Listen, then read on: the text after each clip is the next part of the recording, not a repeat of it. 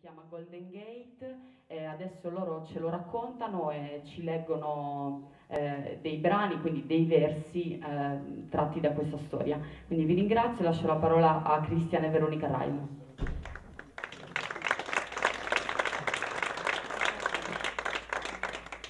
Grazie.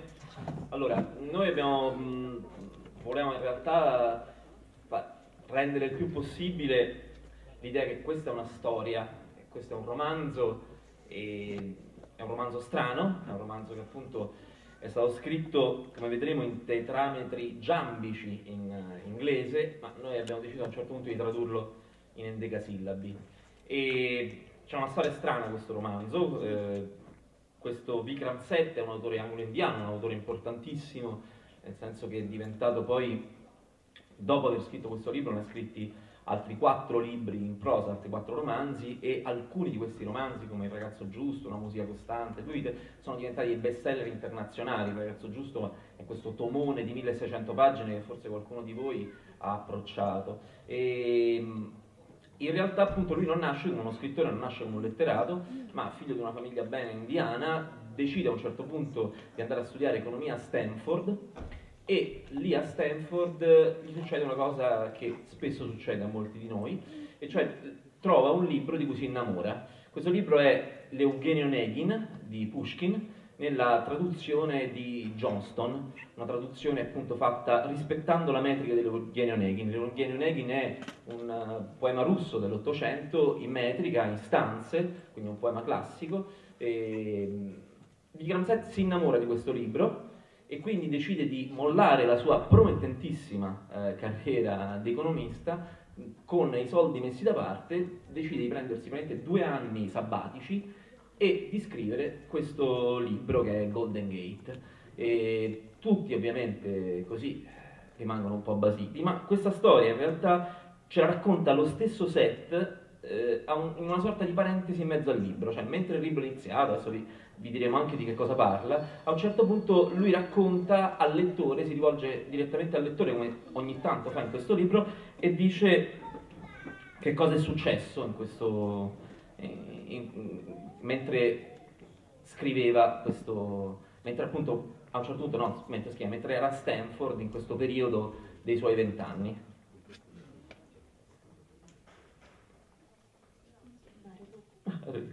E una settimana fa, terminato il capitolo che avete appena letto, e con desiderio sempre immutato, create altre rime per diletto, un editore a una festa elegante con buon vino, cibo, chiacchiere tante, ospitata da viva Thomas Cook, dove fu celebrata e forse più la mia guida del Tibet, mi fa: senti, che ci prepari? Un romanzo. Bene, speriamo che tu, il mio caro Seth, me ne... In versi. Si fa giallo, mostra i denti. Che meravigliosa eccentricità! E fingendo distacco se ne va. Critici, editori, tutti hanno storto il naso. Non ero più nel giusto. Un autore è un artritico in affanno tra questi dei muscolari del gusto.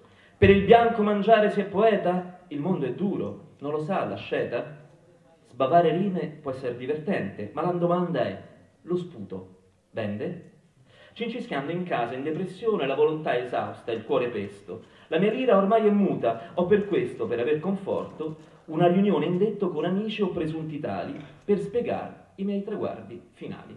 E quindi Seth racconta al lettore perché ha deciso di scrivere questo libro, che è un po' quello che vi ho detto io, perché appunto si era innamorato dell'Eugenio Onegin e quindi a un certo punto voleva scrivere un romanzo in versi, con appunto il parere contrario di tutti gli editori. Lui aveva già scritto una piccola guida sull'Himalaya che raccontava il suo viaggio in Tibet. Quando decide di scrivere questo romanzo, l'editore, insomma, lo frena. È assurdo, si vede che appunto potrebbe essere uno scrittore di talento, perché deve scrivere un romanzo in versi, ma perché in realtà vuole raccontare la vita di un posto abbastanza speciale negli anni '80 che è San Francisco. San Francisco negli anni '80 è un posto che sta avendo la sua prima, una sua grande espansione, è la città da dove nasceranno appunto tutta la nuova economia, la Silicon Valley, appunto quest'idea di questa generazione creativa, ma è anche la città appunto dove nasce il movimento omosessuale, dove è così forte il movimento omosessuale, quindi ci sono dei conflitti sociali molto forti, ma è anche una città meravigliosa, ci sono delle pagine meravigliose in cui Vikram Seth racconta la bellezza di questa città e anche la bellezza della California, delle colline, della campagna, del sole della California. Ed è anche in realtà un posto strano gli anni '80 perché sono gli anni di Reagan, sono gli anni appunto che noi ci ricordiamo, forse alcuni di noi si ricordano, in cui ancora c'era questo pericolo nucleare fortissimo. Quindi l'idea è raccontare in versi, ma raccontare appunto attraverso la poesia una società. Ma un po' di quello di cui parla poi il libro ce lo dice lo stesso Seth nell'indice all'inizio, e anche quest'indice è a sua volta appunto un sonetto con questo schema AB, AB, CC, DD, E, FF e GG, quindi sono 590 sonetti che hanno tutti questo schema, e anche l'indice, quindi a questo schema, è un po' di che cosa parla il libro, ce lo dice lo stesso Seth. Una cena sui massimi sistemi. Una serie di lettere d'amore. Appuntamento fuori dagli schemi. Casa nuova, gli ship fanno rumore. Si raccolgono le olive mature. Un gatto geloso senza premure. Un comizio, degli arresti, un corteo. Caffè e partite a scarabeo. Un'infuocata contesa si scatena. Riposa la vigna al sole invernale. Nella notte si riempie un locale. Una vecchia storia torna di scena. Si rimpiangono gli amici distanti. Passano i mesi, la vita va avanti. È un romanzo, è una storia. In realtà, appunto, chi sono i protagonisti di questa storia? I protagonisti di questa storia sono quelli che negli anni '80 si chiamano i 30 something, più o meno i trentenni. Sono quella generazione che ha finito l'università, che ha studiato nelle università, nelle grandi, buone università della California, appunto, come per esempio Stanford, che era l'università dove ha studiato Vikram Seth stesso, e che, appunto, proprio perché l'espansione economica, sociale, creativa di quell'America lì, poi sarebbero stati gli stessi che avrebbero creato quella new economy, quella generazione digitale che tuttora, in realtà, è una sorta di avanguardia intellettuale del mondo. Sono appunto anche gli Steve Jobs, i Bill Gates, che avevano studiato appunto in quelle università di Palo Alto, della California, di Stanford. Ma questi ragazzi, questi più o meno trentenni, non sono ancora diventati appunto quella specie di classe dirigente del futuro che vedremo, ma sono dei ragazzi, dei quasi trentenni alle prese con i problemi che si possono avere a quell'età, cioè in un'età di mezzo. C'è chi è single e appunto rimpiange la condizione di essere troppo spesso al lavoro, chi è un padre, appunto un ragazzo padre, e quindi non sa bene come imbarcamenarsi. Ci sono appunto queste vicende di omosessuali, ci sono appunto le vicende che più o meno hanno le persone verso i 30 anni, quando si cerca di diventare qualcos'altro e si cerca il più possibile di diventare se stessi. Chi sono questi personaggi? Beh, per esempio, ce lo dice sempre Vikram Seth all'inizio, introducendoci un po' due dei protagonisti del libro, e cioè John e Jane.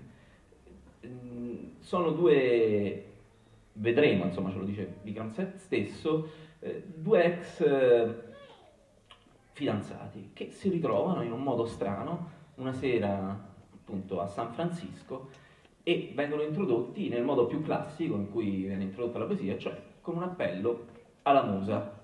Dopo 2500 anni ritroviamo un appello alla musa. Salve musa, per cominciare è meglio essere leggeri. Oh caro lettore, tanto tempo fa, era il primo abbaglio degli '80, viveva un signore di nome John, uomo realizzato, giovane e solitario, rispettato. Una sera, attraversando il giardino accanto al Golden Gate, il suo cammino si andò a incrociare con un frisbee rosso che quasi lo uccideva.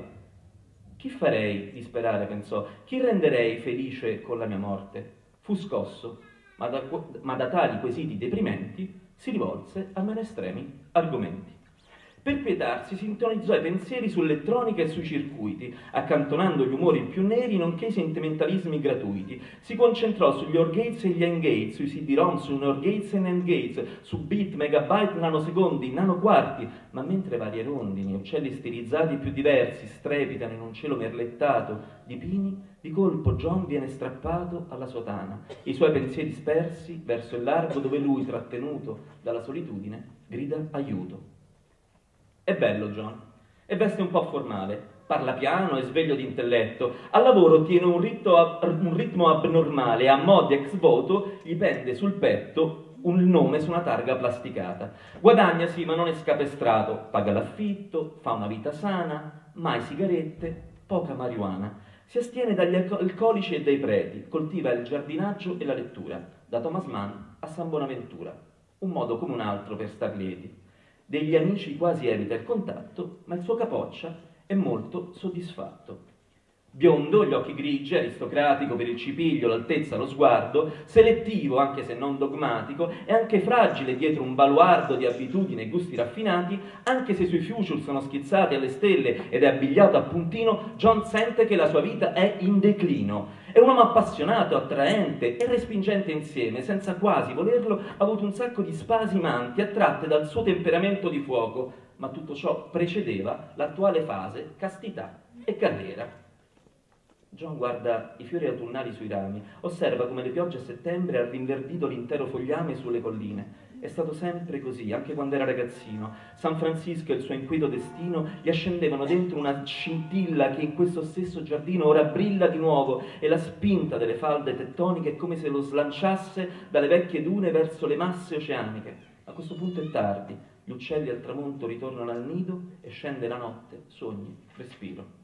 Venerdì sera e l'intera città si libera in una gioia edonistica e John sente un'ombra di pietà che lo avvolge, ma la sua solipsistica vita non lo considera una famiglia.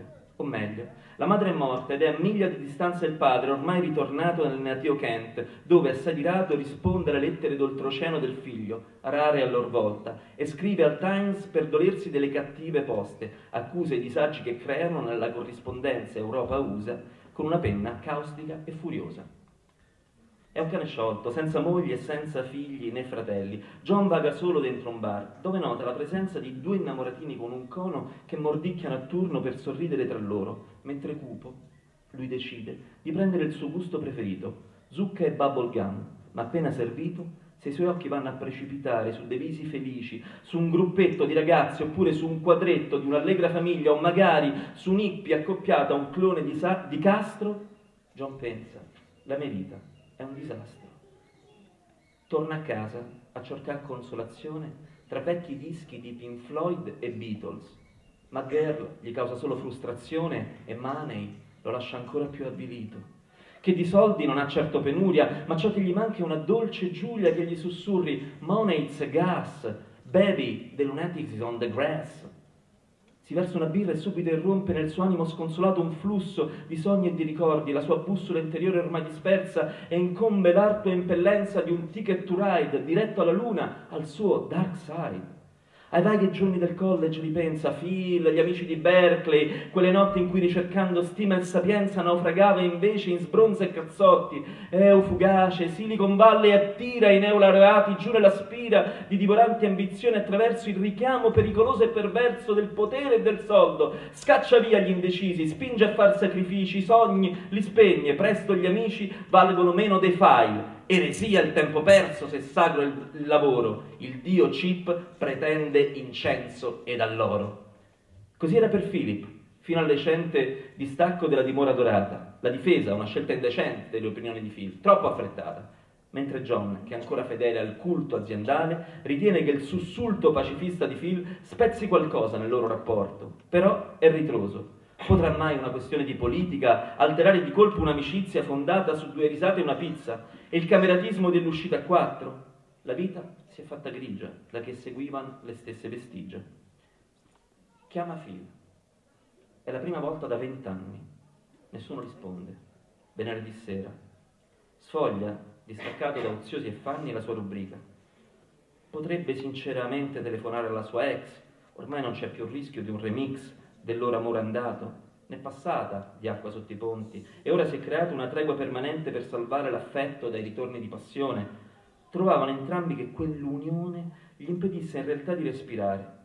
Ognuno se ne andò dalla sua parte, devoto al dio Chip o a quello dell'arte. È una scultrice. Impegno e piacere si incastra per Jen alla perfezione.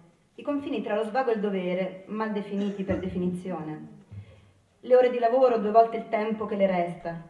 Le bacchette riprendono il posto dello scalpello quando viene la notte. Suona la batteria insieme alla band conosciuta nell'intera città. Gli estremismi dei Liquid Sheep svegliano anche i morti dai loro rip.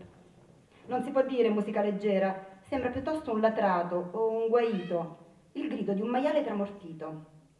Sebbene questo afflato supersonico la impegni nella notte scatenata, Janet riflette su come sia ironico che la sua vocazione più adorata, le serene forme di bronzo e ferro, 3 uova, la tigre, nudo coperto, esame di un ragazzo fra gli artigli di un'aquila, non possiedano l'appeal per un'attenzione critica seria.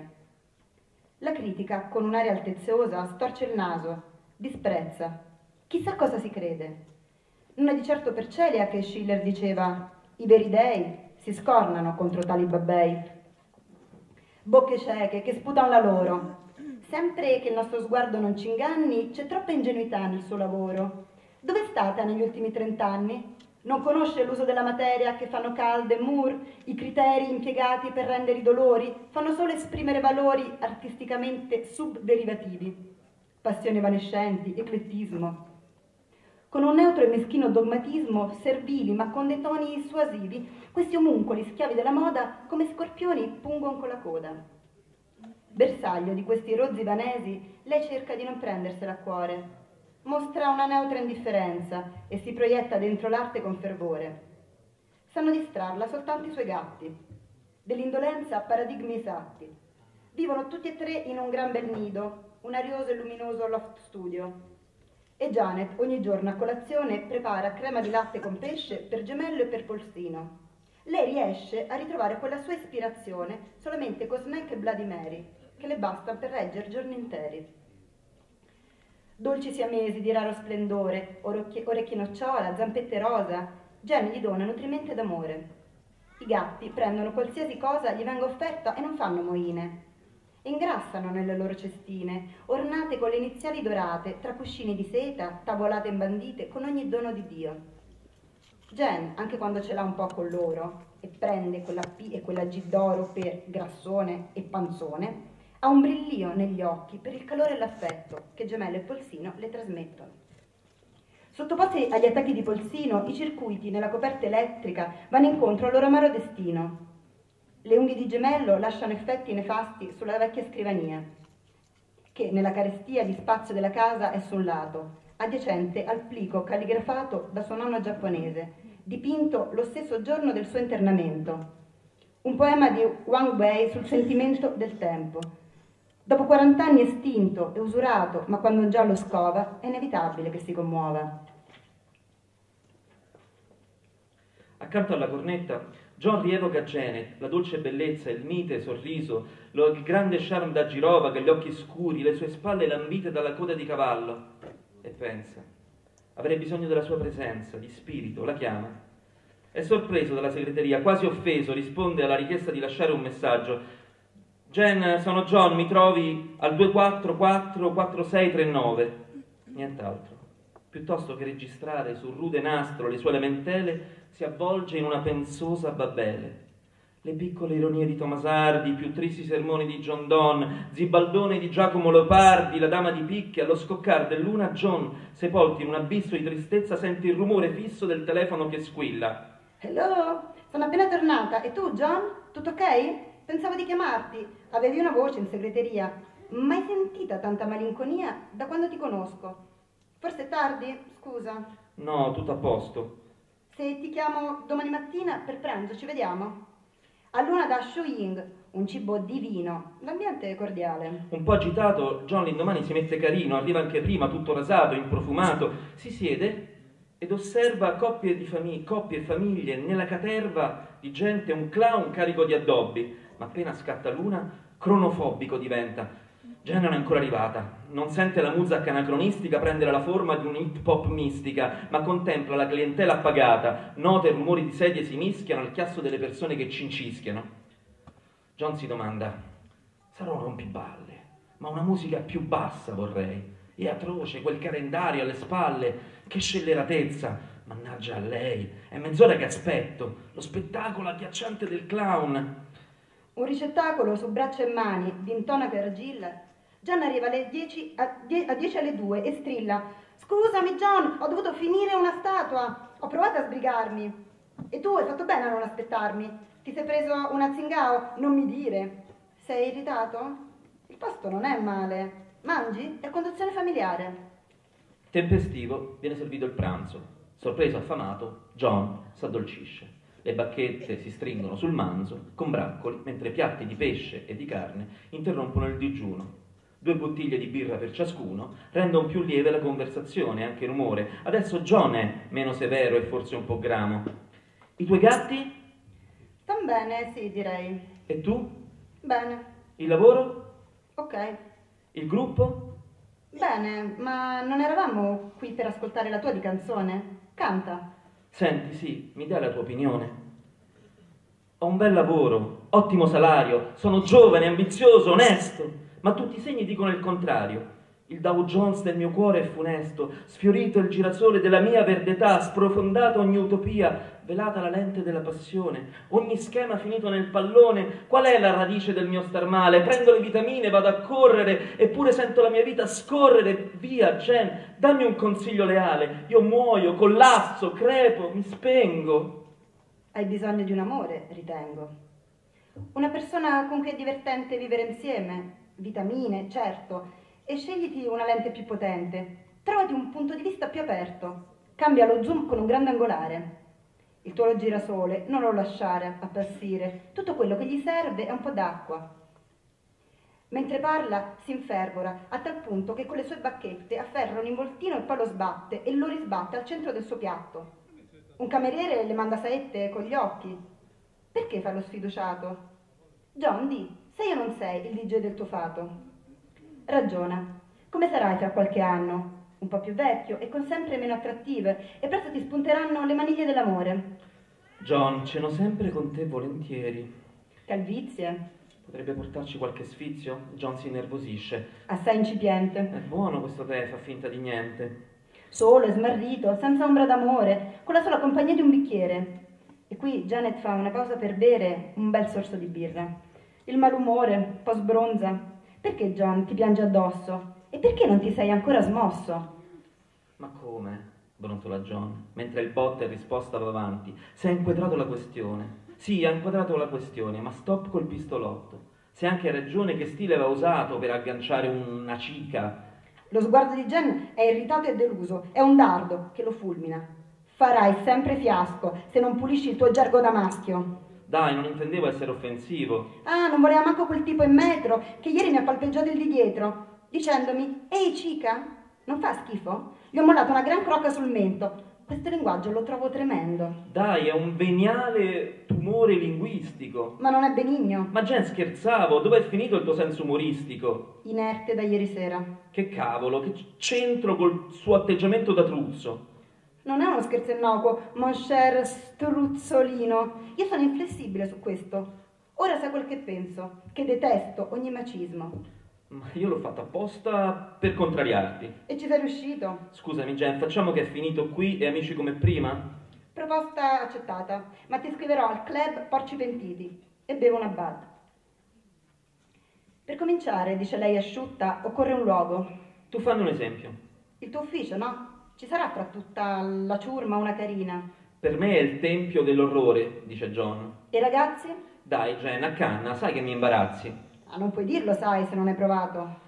Ripassa le verdure ripassate e pensa tra sé una risposta breve. Jen non sa regolarsi. Fare meglio a dirglielo che dovrebbe darci un bertaglio. Mantieni la pace, John. Quando beve sai bene che spara cose surreali, maschi con maschi e porci con le ali. La fantasia svolazzante di Janet passa ora dai maiali alla pittura. Hai provato ad andare in un museo insieme a qualcuna? John le strilla: ma figurati, ho provato. Conferma di dizione ho visto quadri di Goya e Giorgione, gironzolato tra i Rubens rapito, ma davvero non sono mai riuscito a scalfire l'accademica armatura che assumono le donne nei musei. Si sta a fissare i quadri e io vorrei soltanto chiacchierare senza premura. Alla fine preferisco evitare. I miei weekend non li posso buttare. Giusto, come li passi i tuoi weekend? John ci pensa su. Già, che fine fanno?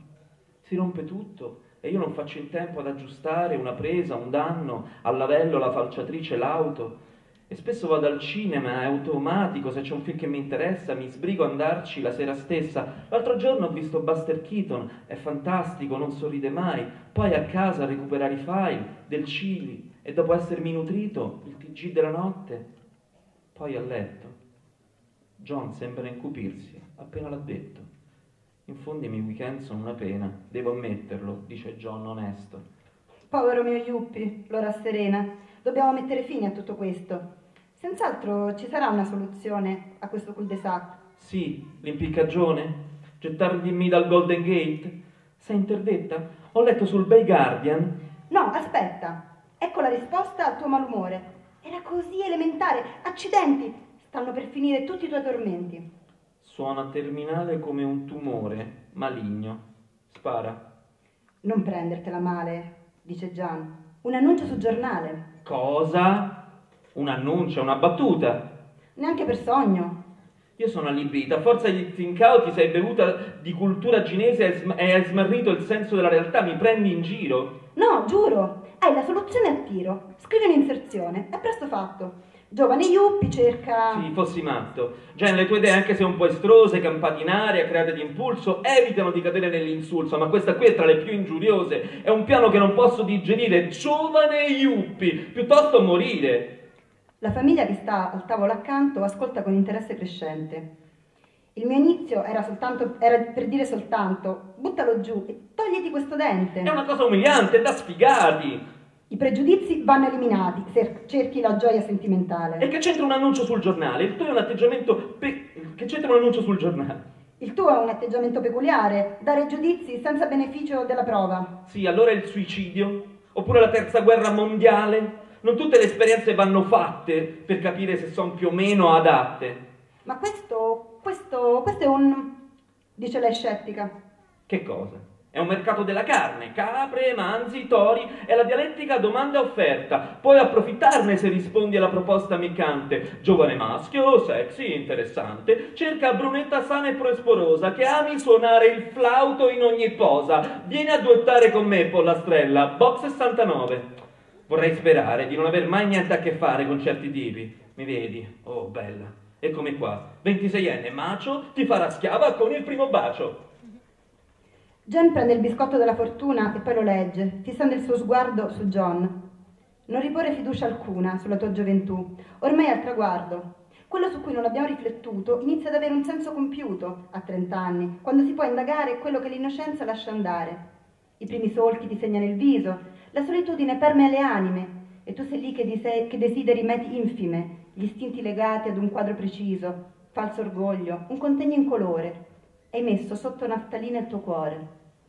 Il tempo scorre via in televisione, le soap, i jingle, tutto si dissolve. Sconfitta, comprensione o derisione già opprimono il cuore.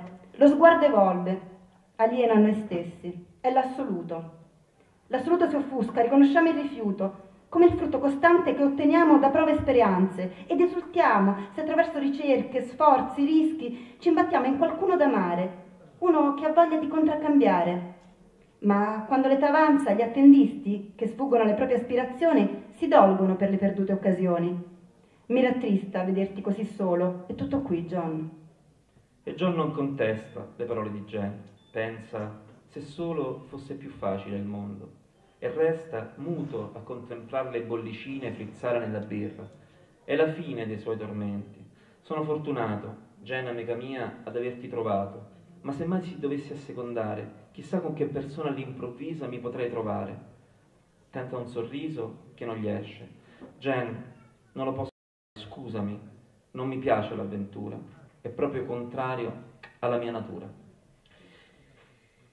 E qui in realtà finisce quasi il primo capitolo tra di loro e in realtà appunto Jen, dopo questa cena insieme, gli fa uno scherzo, cioè gli mette un annuncio sul giornale a sua insaputa. John prima si arrabbia, però appunto poi a un certo punto tra tutta questa massa di lettere che gli arrivano ne sceglie qualcuna e poi a un certo punto si fidanza, addirittura si innamora di Liz e così va avanti, insomma questa specie di appunto di serie, sembra per certi versi quasi una soap. A un certo punto però alcuni dei protagonisti non hanno una storia soltanto privata, ma la storia comincia a essere una storia sociale, nel senso che appunto questo elemento forte che è il pacifismo, che è il conflitto rispetto all'idea che il mondo vada amministrato attraverso delle potenze nucleari, viene messa in crisi proprio da questi protagonisti, e soprattutto da Phil, che era questo vecchio amico di John all'università. E c'è questo capitolo 7 che sta proprio in mezzo al libro, che in fondo racconta di una manifestazione. A un certo punto c'è una manifestazione contro dei laboratori dove si fabbricano armi atomiche, che sono un po' una sorta di simbolo di quell'America che amministrava il mondo negli anni '80, contrapposta alla Russia in questa appunto guerra fredda che sembrava interminabile. E a un certo punto, proprio in questa manifestazione, c'è una figura strana per un romanzo americano, e c'è un prete che fa un discorso che è un po', anche qui ci sono vari alter ego di Cransell. John sicuramente è un alter ego, questo ragazzo che appunto sembra avere interessi soltanto per il lavoro e ha difficoltà a trovare l'amore, e anche qui invece appunto c'è il 7 che si occupa dei problemi del mondo, dei problemi sociali. E quindi leggiamo il capitolo 7. Quando cresce troppo intensa la paura, ci stringiamo in un sorriso privato, sbalorditi se in questa notte oscura una candela non si spenga in un fiato, se non ha illuminato un cantuccio, se nel caos c'è una voce che pronuncia frasi di quiete che sembrano portare la luce sobria di un sogno lunare e tingere i giorni di altro dolore. La notte d'odio copre la città, la terra buona che tante ere faci partorì, e quel mondo da dove abbiamo appreso in pochissimi anni quello che siamo, la vita, gli affanni. La notte d'odio che ci cresce intorno. Ridiamo se non possiamo liberarci, se terrore e apatia ci sono attorno, sulle vie per l'inferno, senza intralci. Per non concedere allo stuolo infetto dei potenti quel che crediamo retto, lasciandogli guastare la nostra terra, come gli pare, con le armi, con la guerra. Vivere giorno per giorno, alleviare il dolore che ci è dato di spettanza e una moratoria della speranza, seppure ci farebbe un po' tremare, ci porterà alla pace fino a quando le trombe del giudizio suoneranno. Cos'è in fondo l'origine del mondo? Un tic-tac nel silenzio dello spazio. Cos'è Mozart se non un suono assurdo in sintonia con una genia di pazzi nel pieno di un attacco di follia? Perché pensare alla soverchieria di una razza che muore urla vittoria? Quando le nuvole, la traiettoria oscurano del sole, questo splende ancora nella sua piccola galassia. Così nulla può cambiare, di grazia, finché questa bestia pestilente avrà finito di vomitare merda e lascerà questa terra deserta. Non la pensano tutti così. Stupidi o eroici si sono radunati qui, prima dell'alba, al freddo, umidi di brina, nel solo giorno in cui il dì e la notte hanno identiche sezioni di tempo, per sfidare le tensioni, visto che lì dove il filo spinato circoscrive l'Angles Lab da ogni lato, la polizia è di guardia a controllare la strada, l'ingresso e la cancellata. Celebrano con voce infiammata l'arrivo della notte equinoziale e con i cieli fanno un alto là di sole luce contro l'oscurità. Sui Langles si leva una rossa aurora e una piccola folla si riunisce ai manifestanti della prima ora. Un corteo carnevalesco defluisce dal cortile dei Langles, si dipana lungo tutto il recinto, scalmanandosi, gridando slogan a sostegno di quelli che, in nome dell'impegno antinucleare, andrebbero in prigione. Coppie e vecchi hippie, punk e studenti, uomini dandy, mai stati presenti a una qualsiasi manifestazione con i veterani, vanno a braccetto, diretti all'obiettivo maledetto. Chi progetta queste armi ed è gente normale, con moglie e figli, non crede d'essere assassina. La più recente bomba, che con estrema buona fede han battezzato l'affetta torte, uccide, ma, ironia della sorte, lascia intatte le macchine e i palazzi. La macelleria portatile, infatti, l'hanno benevolmente etichettata strumento di intensificazione radioattiva. Non hanno percezione dell'abominazione inusitata a cui hanno portato i loro esperimenti. Sono ciechi e si credono innocenti. Vanno al lavoro, fanno una riunione, tra una birra e un saluto ai colleghi buttano giù una splendida equazione. Sono vivaci, solerti, concreti, capaci, razionali, scrupolosi. Niente sensi di colpa o fastidiosi tarli del dubbio, nessuna inquietudine va a intaccare la loro beatitudine. Se qualcosa potesse interessarli, tecnicamente parlando, si segue fino alla fine, tutto qui. Credete gli importi dei danni collaterali radioattivi che si possono creare? E il lavoro, via, che c'è di male? Sviluppano qui i loro ordigni.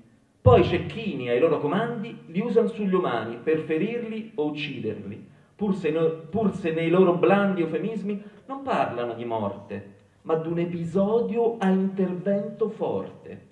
E noi scrudiamo il cielo con i radar e vorremmo una pace un po' più armata, mentre nelle stanze della morte loro scaricano e lanciano codici, senza umanità, ma come metodici zombie. È tardi per capire, forse, cosa li spingerà ad aprire il fuoco, un volo d'oche, un chip difettoso. Calzoni cachi, giacconi, bandane, veterani con la sedia a rotelle, bandiere arcobaleno o americane, musicisti, pretini e monachelle. Un clone del tristo mietitore, striscioni. Io faccio da tutore a mio fratello, no alle bombe. Lavora per la vita, è un vecchio, lotta dura, senza paura di troppo. Si agitano, gridano, poi la massa si sfilaccia. 2000 menti, 4000 braccia, che affossano le discordie e abbracciano la stessa idea, speranze e desideri, contro i piccoli opliti dell'hardware. Ora il corteo e i picchettatori fanno silenzio come vuole il prete. Amici, fratelli, figlie e figlioli, questo brevissimo tempo che avete... Sentite voi che state laggiù in fondo? E qui davanti? Troppo forte il rimbombo? Bene, questi brevi anni che spendiamo dietro le nostre carriere, gli amori, i bisogni, le nostre ossessioni, una volta andati, non torneranno più. Di quelli che hanno speso molto qua giù si dice hanno vissuto le passioni e di altri si sono bruciati per i soldi, per troppe fatiche sono morti. Ho sentito chi ci sprezza affermare che noi chiederemmo l'abrogazione della distanza costituzionale che esiste tra Stato e religione.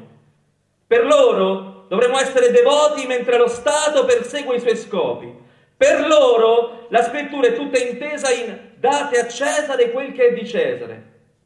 Ma lasciatemi dire, la distanza tra lo Stato e la Chiesa non esime la Chiesa dall'agire, né redime lo Stato dalla mancanza di morale, né mai può essere usata per fare una guerra o una crociata. Ci sono delle occasioni in cui morale e legge civile sono in conflitto, anche se l'unica legge ufficiale è quella che interessa il diritto. Se rispondiamo alla nostra coscienza e non vogliamo distruzione e violenza, né che degli ordigni intelligenti colpiscano degli umani innocenti, ci vuole una chiosa alla citazione. Una corretta analisi filologica deve comprendere l'intera logica del testo, la giusta interpretazione di dare a Dio quel che gli appartiene, come a Cesare quel che si conviene. In difesa della democrazia, un Cesare rinuncia al suo regime? Un padrone alla schiavocrazia? E quale gatto rifiuta il suo mangime? Chi si aspetta un pronunciamento disinteressato dal Parlamento, dall'esercito o dalla Casa Bianca vive nella favoletta di Biancaneve. Non si può aspettare la legge. Noi dobbiamo affidarci ai nostri mentori. Thoreau, Martin Luther King, Susan Anthony. La vecchia memoria di chi protegge i principi della nostra nazione, che fu fuori legge dalla fondazione. Non c'è più tempo. Quando l'escalation riempirà gli arsenali di potere distruttivo e l'ultimo rovescio della ragione indurrà le altre sfere delle nazioni a schiudere i boccioli di morte e a far germinare stuoli di scheletre in nome del benessere, noi dobbiamo sconfiggere le accortezze e pregare, agire in ogni modo, pacifico, non servono eroismi, che possa evitare i cataclismi. I test nucleari non hanno altro scopo se non una futura guerra. Questo deve pensare ogni singolo terrestre. Gente di Langles, in punto di morte, sarete liete che il vostro lavoro sarà servito per dare manforte a tutti, agli obiettivi di tutti coloro che attaccano il cuore dell'esistenza? L'avete fatto anche se la coscienza vi avvertiva di questi scopi. Quale scrupolo vi siete fatti? Il male, per la sua banalità, è famoso. Quelli che ad Auschwitz hanno costruito i forni, che Dio possano pregare. Tutti i giorni timbravano il cartellino luttuoso, scherzavano, giocavano coi figli, la vergogna non gli dava consigli. Uccidere è morire. L'equazione non ha niente di mistico, è vera in tutti i sensi. La nostra nazione ha creduto a lungo che la guerra era uno sport. Non ha visto morti e bombe, mentre dall'altra parte si soccombeva sotto le granate. Che sentore possiamo mai avere noi del terrore russo della guerra? L'immensità dei loro morti. Ci esalta la corsa alle armi, anche adesso che la morsa del nucleare tutto annienterà. Eppure parliamo di attacchi mirati, danni collaterali illimitati. Non c'è salvezza e non c'è vittoria. Non c'è difesa, non c'è alcun confine. Non ci sono limiti, non c'è storia. Non ci sono più nemici alla fine di questo fratricidio. Creperemo tutti, sì, a dispetto del supremo orgoglio onnisciente dei nostri leader. Quando tutto sarà compiuto, ridere sarà assurdo. Che stramba ortodossia! Dicono l'America è superiore, dato che in Russia chi protesta muore. Ma questo vuol dire che noi, ossia quelli contrari a questa guerra atroce, dobbiamo essere i loro portavoce. 10 ostaggi vuol dire terrorismo, 1 milione ed è una strategia. Censurare dei libri è fanatismo. Distruggere del tutto e spazzar via la cultura, la civiltà, l'intero consorzio umano, l'antico mistero del creato è un atto di dignità che richiede gran forza e volontà. Ci vuole un po' di chiarezza morale per pensare che è giusto sterminare ogni famiglia russa solo perché i sogni di gloria dei loro leader, è uguale per i nostri, minacciano l'orgoglio della nostra patria e del dio petrolio. Quale diritto, quale autorità, vi chiedo, per il sangue del Signore, può garantire superiorità ai potenti, a povere creature come noi, di credere che il mondo possa essere abbandonato nella morsa del caos, alla mercé di un destino voluto dall'uomo per un meschino interesse di patria? Beh, la scena è questa. Un aereo russo mandato al di là del confine disegnato per isolar Cuba, fermato appena in tempo. Sì, bastava 1 minuto in più e il mondo non esisterebbe più. Tutti voi, intellettuali prudenti, che disprezzate la nostra prodezza e ci giudicate già dei perdenti, perché noi non dimostriamo saggezza a sfidare Golia con una fionda. Io vi domando, e qualcuno risponda, come muore il saggio? Beh, come il folle, è la risposta. Non guardare il folle orrore non vi porterà indulgenza, aiutateci a batterlo. 200 anni fa erano in pochi che a stento confidavano in una terra senza schiavitù. Ciò vi dimostri che in fondo la coscienza potrà salvare il mondo. E l'ultimo pezzo che volevamo leggere invece è una storia strana, in realtà, perché 2 dei protagonisti, uno di questi ragazzi che protesta contro il nucleare, questa marcia pacifista, si chiama Phil, e a un certo punto è un ragazzo padre che ha avuto una storia un po', insomma, incasinata, e ad una festa conosce invece un altro ragazzo che è un altro suo amico e così finisce prima per diventarci amico e poi per andarci a letto insieme. E questo Ed, in realtà appunto anche questo è un personaggio strano, se Phil è un ragazzo padre pacifista, appunto con tutta una ex guerrafondaio, grande appunto amico di John, invece Ed è giovane e vive una contraddizione diversa, nel senso che è omosessuale, mentre Phil è appunto ha un po' di confusione, ancora sessuale, forse è bisessuale. Ed è omosessuale, ma al tempo stesso è un cattolico molto rigoroso.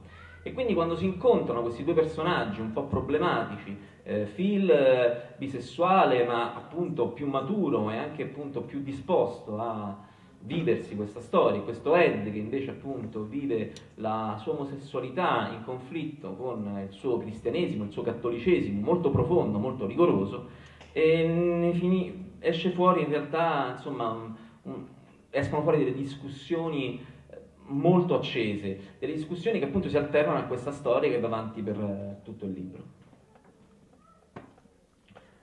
Non iniziare, e dopo varie discussioni appunto loro sono stati a letto insieme varie volte e ogni volta che vanno a letto insieme Ed gli prende le distanze, insomma, e dice forse ho fatto male, forse sono un peccatore, non dovremmo più farlo. Non riniziare Ed con le tue pare.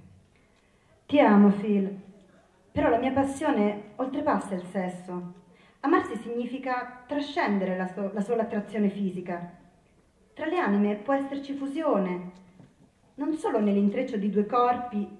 Denudarsi non significa esporsi. Se la persona che ama non sa smettere di coccolarsi, non ricerca forse quella possibilità di trasmettere il desiderio, di unire le forze mentali? Per noi questa è già realtà. Si può evitare la banalità delle terminazioni intermediarie? Perché non cerchiamo di essere magari amici, nella contemplazione dei nostri sé, in una forma autentica, l'amore che scalda le nostre menti, col contatto della conversazione? Negli occhi di Phil un dolore affiora nel pensare triste. No, Ed, ancora. Poi Ed dice: Phil, che hai? Non sopporto di vederti con lo sguardo oscurato, come se, provando a svelarti, obtorto collo e i miei pensieri abbia frenato i tuoi slanci entusiasti e la tua ebbrezza. Beh, non devi cercare la tua salvezza? Phil gli replica aspramente. Va bene, la tua bellezza ti lascerà immune dal dolore e te ne andrai in paradiso. Puoi farmi una cortesia per favore? Non far commenti sul mio di dolore. Vado a letto e tu, quando hai deciso, puoi stare sul letto o sul pavimento, se questo è utile al tuo pentimento. Phil, Ed lo afferra con forza d'un braccio. Siedi un secondo, non fare così. Così come? Phil con un sorrisaccio si morde il labbro. Vuoi parlare, sì? Altre storie bibliche per far sesso? Permetti? Mi tolgo i calzini adesso. Non raccontarti che mi sono offeso, sono assai più annoiato che sorpreso. Notte, caro? Ah, dona un'Ave Maria alla mia anima impura, ma riponi le tue raccapriccianti compassioni. Su, fatina buona, fai la magia, agita come vuoi la tua bacchetta. E se non giunge risposta, aspetta. Con un destro improvviso e dispettoso, Ed getta Phil al tappeto. Stordito, Phil s'alza e tira un colpo sinuoso. Ed riesce ad assorbirlo, ma è colpito. Allora Phil lo afferra al collo e strozza con tanta furia che quasi singhiozza. Ed gli è sopra, anche un labbro contuso. Phil arranca con un occhio semichiuso, tenta di lottare. Ma Ed è più giovane, più forte, lo tiene bloccato. Quando di un tratto, Dio li sta osservando, come se fosse esaurita la prova, la fame di sangue fosse s'atolla, ridacchiano tra lacrime di collera. Ed si tocca la mascella, si rialza. Phil ammira la scena da post-guerra, lo scarabeo in mezzo ai libri e alla salsa. Ed raccoglie un fermalibri da terra. Phil dice: non preoccuparti, Ed, mettilo su quello scaffale. Anzi, dai, smettila. Vieni qui. Anche Phil siede e bisbiglia. Ed, dammi la tua mano. Poi la piglia e ci posa la sua guancia, chiudendo l'occhio che gli martella e gli fa male. È colpa mia, non sarò più brutale. Tu che cosa stavi proponendo prima dell'interruzione? Appunto, di non trattarmi con quel disappunto.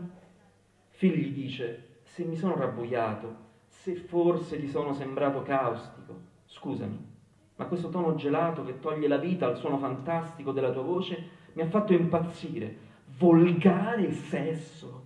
Ti prego, non dire una cosa del genere quando sei tra le mie braccia. Quello che vorrei è che quest'amore così vero, puro, così splendido non finisse mai. E pensi che il tuo Dio, il tuo Adonai, ci disprezzi, che sia un Dio così duro da considerarci tanto corrotti da doverci nascondere ai suoi occhi? E perché poi? Siamo nel Medioevo o viviamo nel XX secolo? Quale parte del nostro amore devo giudicare blasfema? Se mi regolo e son casto, la tua Chiesa avrà clemenza? O agirà secondo convenienza come al solito? No, quello che Cristo ha insegnato sulla Chiesa persiste, identico da che apparve sulla terra. Phil, ascoltami. Chi ha schietto nel cuore sa che non è una moda o un umore a cambiare la verità, che è una e quella. Della Chiesa semmai studia la storia, che non è, vedrai, scienza accessoria. Qual è l'urgenza della tua coscienza? Restare casto per tutta la vita. San Girolamo ha speso l'esistenza senza gioie carnali. È una sfida che, a quanto posso dire, hai già perso. Ed si oscura. È il mio cuore perverso che devo convertire innanzitutto. Per lasciare il tuo bel corpo all'asciutto. Non ti sembra di abusare di un dono? Il tuo corpo che Dio stesso ti ha dato? E per cosa? Per lasciarlo ammirato e intatto? Se quel che fa Dio è buono, non ha creato una forma perfetta per rendere la vita benedetta, mi sembra una singolare incoerenza dare all'essere umano il desiderio per poi dirgli che è solo astinenza quello a cui deve aspirare. Sul serio, ma questa religione ti gratifica? Io direi piuttosto che ti mortifica. Vieni creato ad essere libero e dopo, come un giochino terribile, ti conficca nella carne la spina di un'interminabile dannazione. Tu, per cosa ricerchi redenzione? E non mi incanti con la tua manfrina sull'uomo precipitato qua giù. Ma cosa hai fatto? E voglio dire, tu, questa autoconoscenza è così pura. Non saranno questi gloria una magra scusa? Li usi come una cintura di castità mentre invochi la Sacra Scrittura. Se non va, c'è il pentimento. E con dostoevskiano struggimento puoi confessare: l'anima è malata, sono un verme, una grande trovata. Ti serve solo a placare la coscienza dei peccati più piccanti in cui incappi e a lasciarti con i costumi intatti, ma con la tua dose di sofferenza settimanale da rappresentare al tuo pubblico in abito talare. Ed si siede, pallido di sgomento, con gli occhi che rilucono di rabbia. Perché tutto questo risentimento? Ma anche Phil desidera solo che abbia fine questa polemica viziosa e sembra disfarsi della sua posa bonaria e filantropica d'Amblè per poi parlare aspramente come Ed. Certe volte assomiglia a quei santocchi a tutt'oggi attaccati alla dottrina che gli ha insegnato una qualche beghina al catechismo. Si oscurano gli occhi di Ed, gli tremano le labbra. Ma quale idea meschina hai del mondo spirituale? Parla a Phil, ma non riesce a guardarlo. Phil osserva il suo volto tumefatto. Un impulso improvviso di abbracciarlo arresta il suo cuore, ma è sopraffatto da ciò che è diventato un'ossessione: chiarificare questa discussione. Dice: no, Ed, il fatto è che tu agisci come un sottoposto dei catechisti. Per quanto ancora vorrai continuare a vedere il mondo scritto in carattere gotico, non so più come ribattere a quel che dice e che fai, e fa male. Un giorno essere amanti e l'indomani i peggiori peccatori pagani. Ed pensa, la tua determinazione, la tua adesione all'istinto fisico mette in gioco ogni mia sopportazione. E dice: Phil, tu non hai mai una crisi? Dei dubbi, incertezze, ansietà? Io, Ed, non sono schiavo della pietà. No, ma non è un modo di continuare questo. Creiamo insieme un amore onesto, senza la farsa stupida e illusoria in cui vengono negate le passioni. Ed dice: non ci riesco, Phil. Se, poni, non cercassi di mutare questa storia in amore platonico, mentirei a me stesso, mi denigrerei. Come chi è esperto nel guidare i carri deve usare sia briglia che volontà per piegare le difese dei cavalli, la loro violenta corporità, e a quello che decreta la ragione. Così Crisostomo segue Platone. Fanculo a Crisostomo, vaffanculo chi segue qualcun altro. Ti assicuro, Ed, non hai anche tu una mente? Perché credi che il tuo cuore non sia sincero? Ricordi la prima notte, vero? Se te la ricordi ancora, perché non cedi all'amore anziché dar retta a quell'orrida voce maledetta? I tuoi capricci, le tue oscillazioni mi fanno uscire di testa. Aiuto, Ed, odio le infinite discussioni quando ciò che mi serve. Il mio fiuto ti faceva più sciolto, ma se sempre su questo tasto e i contatti tra di noi li consideri il male. Mi forzi ogni notte a recriminare. Se il desiderio lacera il tuo cuore, come puoi quello che hai letto qua e là, cose risalenti a secoli fa, convincerti che è fasullo l'amore che provi e che questa tiritera di dogmi, carri, cavalli è vera? Ti dirò una cosa in tutta franchezza. L'amore è tutto o non è niente. A me non interessa la purezza nella tua anima evanescente. Non posso negare alle mie emozioni per confidare in mistiche nozioni né rinnegare tutto ciò che sente. Siamo stati uniti. Io non mi pento dei miei sentimenti. Non li riprovo. Dammi la mano, Dio, quanto è fredda. È fredda, sì. Ed si sottrae alla stretta e si separa da grovigli del rovo di tensione erotica ed emotiva, come un naufrago salvo sulla riva. Si svestono, muti, non si addormentano, distesi su un solo letto a distanza di centimetri infiniti, ripensano senza spartirla alla circostanza penosa che li ha portati fin qui. Il desiderio che Ed sente per Phil è lo stesso che Phil prova per Ed. Ma un amore che non brucia, che cos'è? E se lui, Phil, provasse un'altra volta a avvicinarsi, potrebbe capitare che la passione ritorni a bruciare. La tensione fra i due rimane risolta e se Ed infine si addormenta, Phil, alle 3 di notte, è ancora lì, stare vicino al corpo che desidera, senza poterlo toccare per ore, mentre gli atroci ricordi si incidono giù nella memoria come un dolore, fino a umiliare la sua volontà, inerme e incapace di ostilità. Phil all'alba precipita in un sonno che è al tempo stesso stremato e profondo. Ed ha già rimesso via le sue cose e quando si sveglia... Di quell'occhio nero a tuo figlio che gli dici? E tu piuttosto? Una zuffa. Phil, se ti conosco, ci varrà poco a trovare sollievo dai nostri vari intrighi. È che io... Ed, falla finita. Ok. Addio. Va bene?